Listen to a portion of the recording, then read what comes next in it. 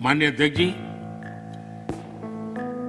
जो लोग इतनी बातें करते हैं, सरकार इतने सालों तक चलाई है, मैं नहीं मानता उनको किसानों की दिक्कत का पता नहीं था या उनको समझ नहीं थी। पता भी था, समझ भी थी, और उनको मैं उन्हीं की बात आज याद कराना चाहता हूं कि मौजूद नहीं है, मैं जानता हूं, लेकिन देश के लिए समझना बहुत जरूरी है। मैं एक कोट पढ़ता हूं। The state took initiative to amend their state APMC Act in the year 2005 itself, providing for direct marketing, contract farming, setting up of a private market, consumer farmer markets, e-trading, and notified the rules in 2007 to implement the amended provision. In fact, 24 private markets have already come up in the state.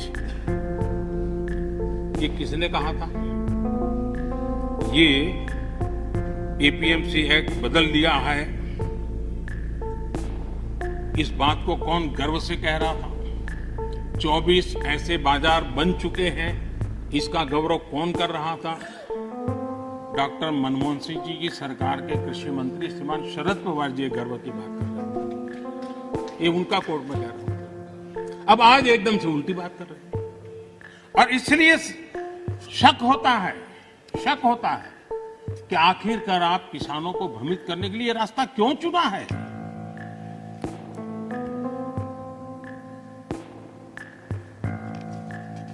देश की मंडियां चल रहे हैं, syndicate और कीमतों को प्रभावित करने वाले नेक्सस में के बारे में जब उनको पूछा गया, उनको एक तो सवाल पूछा था कि ये नेक्सस है मंडियों वालों वगैरह का, तो क्या कहना है?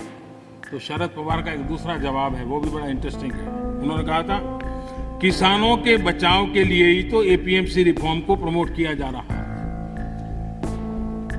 ताकि किसानों को एपीएमसी मंडियों का विकल्प मिले। जब ज्यादा व्यापारी रजिस्टर होंगे तब स्पर्धा बढ़ेगी और मंडी में सांठगांठ इससे खत्म होगी। ये बात उन्होंने कही है, और इसलिए मैं समझता हूं कि इन बातों को हमने समझना होगा।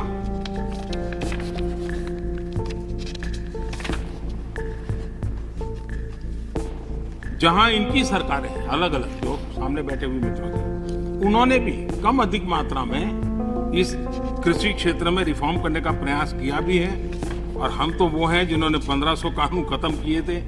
हम प्रोग्रेसिव पॉलिटिक्स में विश्वास करते हैं, हम रिग्रेसिव पॉलिटिक्स में जाना नहीं चाहते हैं, और इसलिए, और भोजपुरी में तो एक कहावत है, कुछ लोग ऐसे हैं, भोजपुरी में कहावत है, ना खेलब ना खेल देव, खेल में बिगाड़ब।